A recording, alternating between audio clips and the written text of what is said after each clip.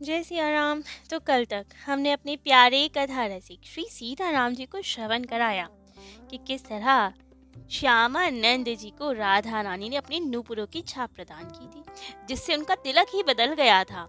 और ये बात गुरु जी को पता चली तो बहुत क्रोधित हुए कि मनमुखी तिलक कैसे धारण कर लिया। तिलक परिवर्तन का अर्थ तो है कि अपनी संप्रदाय छोड़ दिया, गुरु परिवर्तित कर लिया, जो कि तो हो ही नहीं सकता, शास्त्र विरुद्ध है। गुरुदेव का परिवर्तन थोड़ी किया जाता है। गुरुदेव से जिनसे दीक्षा ले ली वे ही आजीवन आपके गुरुदेव रहेंगे। हाँ, वो बात अलग है यदि गुरु ही अवैष्णव हो, ठाकुर जी के ही विमुख करना चाहते हो तो अवश्य वैष्णवी दीक्षा ले सकते हैं। लेकिन यदि वैष्णवी दीक्षा हो, ठाकुर जी से ही रिलेटेड गुरुदेव हो तो गुरु परिवर्तन थोड़ी होता है। और तिलक बदलने का अर्थ तो यही कि गुरुदेव बदल दिया, संप्रदाय छोड़ दिया, कैसे सहन हो ये सब। तो अब श्यामानंद जी के गुरुदेव तो बहुत क्रोधित हुए। लेकिन प्रश्न आता है कि श्यामानंद जी वृंदावन गए ही क्यों? क्यों उन्होंने विचार किया कि हमें सेवा कुंज में बुहारी सोहनी सेवा करनी है? तो उसकी भी कथा आती है। कहते हैं कि हृदयानंद जी के गुरुदेव वे निताई गौर के परम कृपा पात्र थे। निताई गौर ने उन्हें मतलब महाप्रभु जी ने उन्हें अपने साक्षात विग्रह प्रदान किए थे, जो कि उनके लिए प्रत्यक्ष थे, बाकियों के लिए विग्रह थे। तो एक बार जब हृदयानंद जी आए तो निताई गौर जी उनके हृदय में छुप गए और गुरुदेव को हृदयानंद जी के हृदय में निताई गौर का दर्शन हुआ, जिसके कारण आपका नाम हृदयानंद पड़ा। अब जब हृदयानंद जी के पास श्यामानंद जी आए, इनसे दीक्षा ग्रहण की, तो नाम उन्होंने रखा कृष्णदास और उन्हें ठाकुर जी की जलझारी की सेवा दी गई, जल भरने की सेवा दी गई। अब घड़ों भर के जल लेकर आते ठाकुर जी का, जिसके कारण इनके सर में घाव हो गया। लेकिन ये मानते ही नहीं, फिर भी वही सेवा करते। तब तो इन्हें उस घाव से बचाने के लिए गुरुदेव ने इन्हें वृंदावन जाने की आज्ञा दी थी कि नाम प्रचार के लिए आप वृंदावन जाओ और वहां पे जीव गोस्वामी जी से शिक्षा ग्रहण करो। अब इनके मन में सतत दुख बना रहता था कि हमें कोई ठाकुर जी की अनुभूति नहीं होती, हमें कोई लीला दर्शन नहीं होते, इसीलिए दुखी रहते थे, रोते थे ठाकुर जी के लिए, राधा रानी के लिए रोते थे। इसलिए लोग इन्हें दुखी कृष्णदासी कहने लगे थे, क्योंकि विरह में बहुत रोते थे। अब जीव गोस्वामी जी के पास उन्हें बताया गया कि हमें कोई लीला अनुभव नहीं होते, बहुत दुखी रहते हैं, इसलिए हम तब उन्होंने ही कहा था कि ठीक है, सेवा कुंज में सोहिनी सेवा किया करो, रज से सब कुछ प्राप्त होगा। बहुत प्रेम से सेवा करना, ठाकुर जी के राधा रानी के चरण चिन्ह खोजने की कोशिश करना, अवश्य ही कभी कृपा प्राप्त होगी। और वही हुआ, वही कृपा मिली इन्हें, राधा रानी की स्वयं नूपुर की छाप मिली इन्हें। लेकिन जब छाप मिल गई तो अब सब ने गुरुदेव को भड़का दिया, कह दिया कि ये जीव गोस्वामी के ही शिष्य हो गए हैं लगता है, तभी तिलक बदल लिया इन्होंने।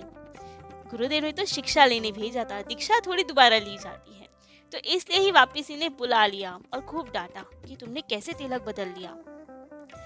अब श्यामानंद जी ने खूब बताया, राधा रानी ने भी इनका नाम कृष्णदास जी से श्यामानंद रखा था। तो अब गुरुदेव ने जब बुलाया, खूब डांटा कि तुमने तिलक कैसे बदल लिया, तो इन्होंने बहुत समझाया कि गुरुदेव हमने नहीं बदला है। सारी कथा बताई कि जीव गोस्वामी जी के पास आपने ही भेजा, तो उन्होंने हमें सोहिनी सेवा दी और उसी में ये सब लीलाएं हुई, राधा रानी स्वयं प्रकट हुई और हमें छाप प्रदान की। लेकिन जाने ठाकुर जी की क्या इच्छा, गुरुदेव को विश्वास ही ना हो। उन्होंने कहा नहीं नहीं, ये सब संभव नहीं, तुम अवश्य असत्य बोल रहे हो, अभी पोछो ये तिलक। अब तो गुरुदेव की आज्ञा मानकर श्री श्यामानंद जी ने कपड़ा लिया और तिलक पोछने लगे। लेकिन जितना रगड़े उतना तिलक और चमकदार होता जाए। अब तो गुरुदेव को बड़ा क्रोध आया, जरूर तुम नाटक कर रहे हो, ठीक से नहीं पोछ रहे हो, हमें दो कपड़ा, हम पोछेंगे। कहते हैं गुरुदेव ने इतना कस कस के रगड़ा कि उनका माथा की वो त्वचा छिल गई, रक्त आने लगा, लेकिन तिलक नहीं मिटा। लेकिन ठाकुर जी की जाने क्या माया पड़ी, जबकि वे भी सिद्ध संत थे, अभी भी उन्हें विश्वास नहीं हुआ कि जरूर तुमने कुछ करा है जो ये हट नहीं रहा है, इसे तो हटना ही पड़ेगा। लेकिन अब अपने भक्त को इतना दुखी कैसे देखते, रक्त आ रहा है। राधा रानी वहां व्याकुल हो गई। और कहा कि अब तो हमें ही कुछ करना पड़ेगा। सुबल सखा को बुलाया गया कृष्ण जी के। सुबल सखा जो इनके ही छोटे भाई थे, तो उनको बुलाया गया और कहा, यदि हम तुम्हारे किसी परिकर को अपने में शामिल कर लें, अपनी सखियों में शामिल कर लें, तो तुम्हें कोई आपत्ति तो नहीं होगी। सुबल जी ने कहा, कैसी बात करते हैं राधा रानी आप में और श्याम जी में कोई भेद थोड़ी है, चाहे सखा हो चाहे सखी हो, सब आपके ही हैं, आप कर लीजिए। तब तो राधा रानी ने सब बताया कि तुम्हारे ही परिकर हैं श्यामानंद, जिन्हें हमने अपनी सखी बना लिया है, अपने परिकर में शामिल कर लिया है। लेकिन उनके गुरुदेव खींचातान कर रहे हैं, मान नहीं रहे बात। जाके उन्हें समझा के आओ, बताओ कि ये छाप हमने प्रदान की है उन्हें। अब तो हृदयानंद जी के गुरुदेव जो थे वे सुबल सखा के ही अवतार थे। तो अब श्याम आनंद जी के समक्ष, उनके गुरुदेव के समक्ष परम गुरुदेव प्रकट हुए और देखते ही देखते सुबल सखा के रूप में प्रकट हो गए। अब तो हृदयानंद जी बड़े हैरान कि सुबल सखा आए हैं यहाँ। प्रणाम निवेदित किया, अपने गुरुदेव को प्रणाम किया। तब तो सुबल सखा ने सब बताया कि स्वयं राधा रानी ने छाप प्रदान की है। आप ऐसा कैसे से मिटाने की कोशिश कर रहे हैं, ये राधा रानी के परिकर हो चुके हैं। और इतना कह के सुबल सखा तो अंतर ध्यान। अब तो श्यामानंद जी के गुरुदेव के मन में भारी ग्लानि कि ये तो हमसे बहुत बड़ा अपराध बन गया। हम सबकी आचार्य हैं राधा रानी, उन्होंने जिन्हें अपना लिया, उन्होंने जो छाप प्रदान कर दी, जो तिलक दे दिया, हमने उसे मिटाने की चेष्टा की, विश्वास नहीं किया हमने एक वैष्णव पे। ये तो बहुत अपराध हो गया। लेकिन क्या करें, ये तो हम सुनते हैं कि गुरु के प्रति शिष्य का अपराध हो जाए, क्षमा मांगे, दंड मिले, सब ठीक। लेकिन कभी कभी गुरुदेव के द्वारा भी अपराध बन जाता है। होता बहुत कम है लेकिन हो गया आज। गुरुदेव द्वारा शिष्य के प्रति अपराध बन गया। क्या किया जाए? यदि क्षमा मांगे, हाथ जोड़े तो शिष्य के ही पुण्य नष्ट होंगे, तो वो भी नहीं कर सकते। लेकिन हृदय में तो भारी ग्लानि कि वैष्णव अपराध बन गया हमसे, राधा रानी के प्रति अपराध बन गया, कैसे मार्जन हो इसका। तब तो बड़े बड़े महात्माओं को बुलाया गया, सभा बैठी और अब हृदयानंद जी ने कहा, हे वैष्णव जनों, हे महात्माओं, हमसे अपराध हो गया अपने शिष्य के प्रति। ये तो हमें दंड नहीं दे सकता, मर्यादा नहीं है, लेकिन आप बताएं कैसे हमारा अपराध दूर होगा, क्या करें हम जो ये अपराध का मार्जन हो। तब तो सबने निर्णय किया, अब संतों के तो दंड भी आनंददायक होते हैं। संतों ने कहा, 12 दिन तक महोत्सव करो, सभी संतों का भोज भंडारा करो, खूब कथा कीर्तन नाम जप हो, तो ही अपराध का मार्जन होगा। अब हृदयानंद जी तो वृद्ध हो गए थे, उन्होंने कहा अवश्य यही सब होगा। लेकिन श्यामानंद जी ने सबके चरणों में निवेदन किया, कहा गुरुदेव की सब संपत्ति उनकी शिष्य की होती है, चाहे आध्यात्मिक संपत्ति हो, भजन की हो, जो भी कुछ हो, गुरुदेव का सब तो शिष्य का होता है, तो गुरुदेव का दंड भी तो शिष्य का होगा। तो अब हमारे गुरुदेव को आपने दंड दिया, उसे भोगेंगे हम, सेवा हम करेंगे, गुरुदेव केवल हमें बताते जाएं और हम ही सब करेंगे, ये महोत्सव हम मनाएंगे। सब संतों ने स्वीकृति दी और श्याम आनंद जी ने खूब आनंद से वो 12 दिन का महोत्सव किया, जिसका नाम रखा गया दंड महोत्सव। लेकिन दंड तो एक बार का था, लेकिन इतना आनंद आया सबको, क्योंकि कितनी कथा कीर्तन हुई, इतने संतों का दर्शन हुआ, इतना इन्हें चरणोदक आदि मिलने का सौभाग्य मिला कि खूब आनंद। प्रति वर्ष अब ये उत्सव मनाते और यही उत्सव अब श्यामानंद जी से इनके शिष्य श्री रसिक मुरारी जी ने ले लिया और अब वो ये महोत्सव मनाते। जो हमने स्टार्टिंग में सुना ना कि इनके पास घड़ों घड़ों भर के चरणामृत रहता था, ऐसे ही तो मिलता था। महोत्सव करते थे वे भी दंड महोत्सव, और उसमें जितने संत आते थे सबका चरणामृत लेके घड़ों में भर कर रखते थे, उन्हीं का पूजन करते थे। अपार निष्ठा थी इनकी संतों के प्रति।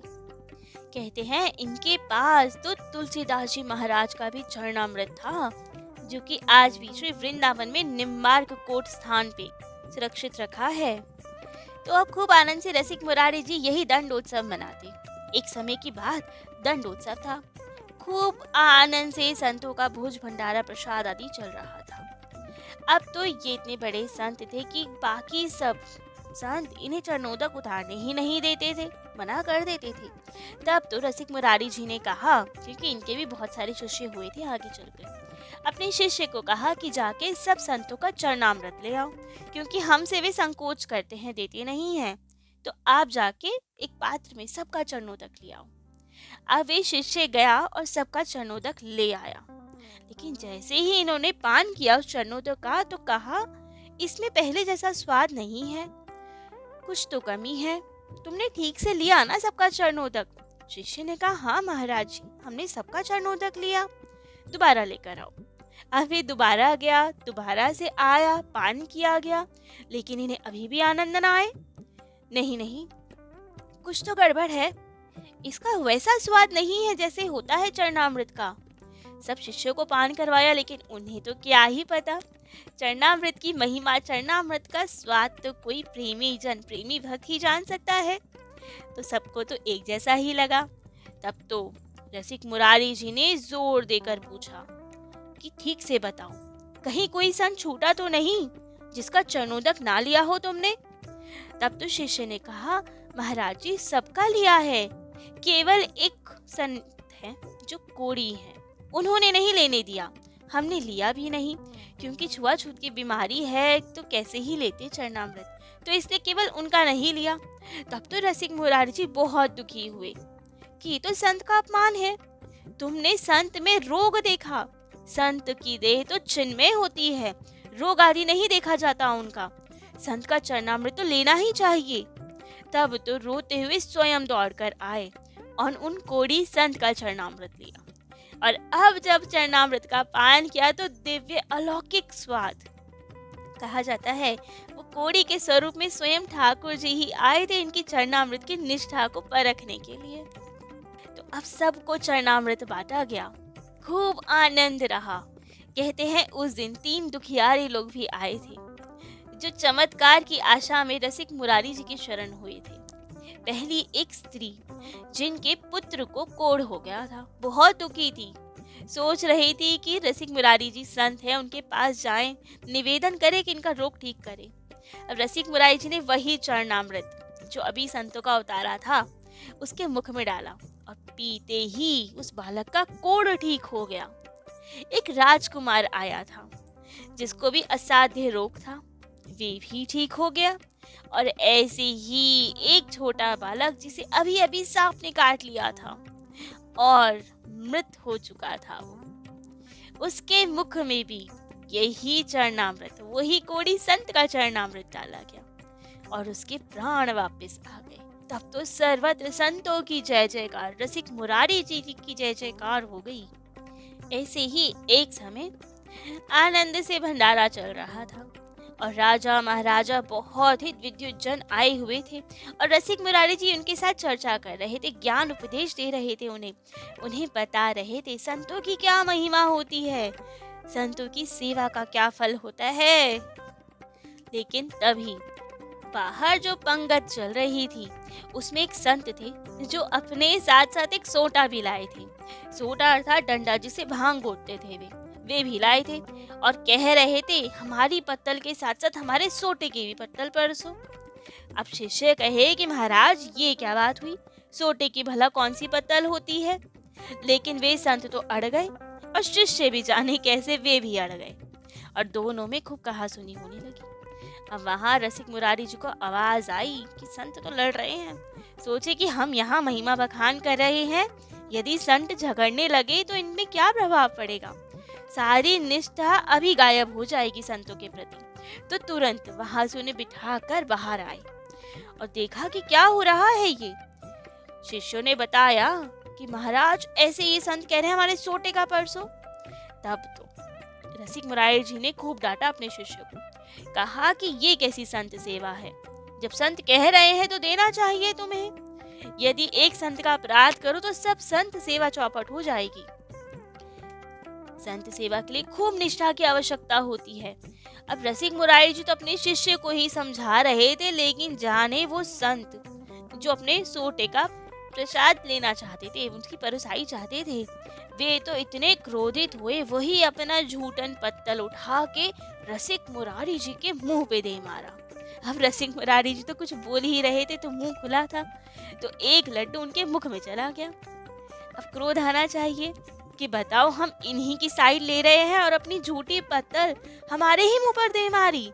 लेकिन रसिक मुरारी जी की संतों के प्रति ऐसी निष्ठा, तुरंत चरणों में गिर पड़े उन संत के और कहा, भगवान आपने तो बड़ी कृपा की आज।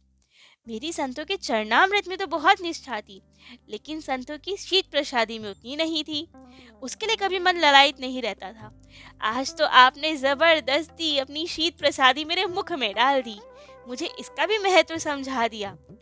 खूब कृपा की आपने, पूरा नहला ही दिया मुझे अपनी शीत प्रसादी से तो। लेकिन आप चिंता ना करिए, आप बैठिए, आपको कष्ट नहीं होगा। उस सेवक को तो निकाल ही दिया कि आपकी संतों के प्रति भाव नहीं है तो दूर हो जाओ यहाँ से। और बाकी शिष्यों को बुलाकर खूब आनंद से पत्तल मंगवाए और स्वयं अपने हाथों से अब संत के लिए और उनके सोटे के लिए, दोनों के लिए पत्तल परोस रहे हैं, खूब प्रेम से पवा रहे हैं उन्हें। जब उनका गुस्सा शांत हुआ तब पूछा, संत भगवान, हमें समझ नहीं आया आपकी महिमा, कृपा कर हमें भी समझाइए कि सोटे का पत्तल कैसे होता है। तब तो संत ने कहा कि हमारा सोटा हमारा बहुत काम करता है, भांग घोट के देता है हमें, और जब भांग पी लेते हैं हम तो बहुत भूख लगती है। अब आपके यहाँ इस समय तो भोजन मिल गया, रात्रि में जब हमें भूख लगेगी तो हम क्या करेंगे? इसलिए ही सोटे के बहाने, क्योंकि इसके कारण हमें भूख लगती है, हम एक पत्तल भोजन और ले लेते हैं। तब तो रसिक मुरारी जी ने कहा कि भगवान आप चिंता ना करिए, एक क्या आप 4 परोसाई लीजिए, आप चिंता ना कीजिए। और कभी भी ऐसी स्थिति हो तो ऐसा नहीं केवल दिन भर का भोजन है, आप जिस समय आना चाहें उस समय आए, उसी समय आपको भोजन प्रसाद करवाया जाएगा।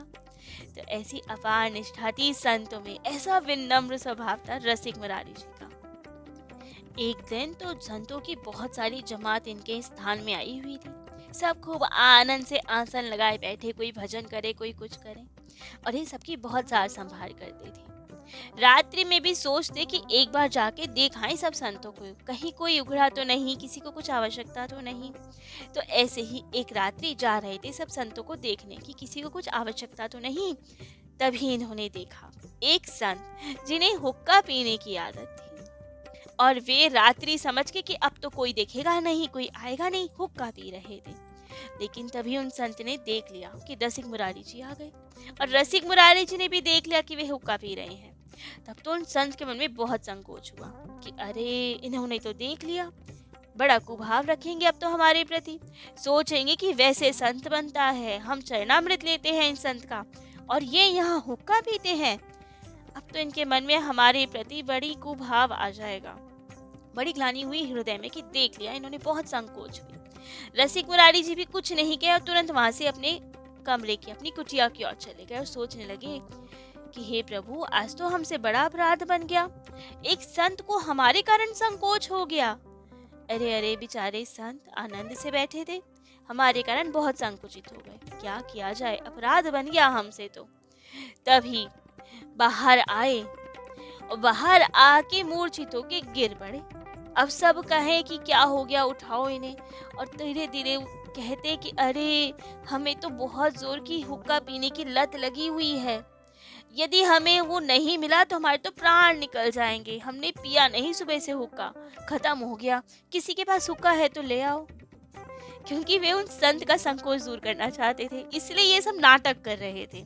अब जब उस संत ने देखा कि अरे, हम इससे संकोच कर रहे थे, ये तो हमसे ज्यादा लत वाला है, हम तो ऐसी स्थिति में नहीं पहुंचे कि बिना हुक्के के मर ही जाएं।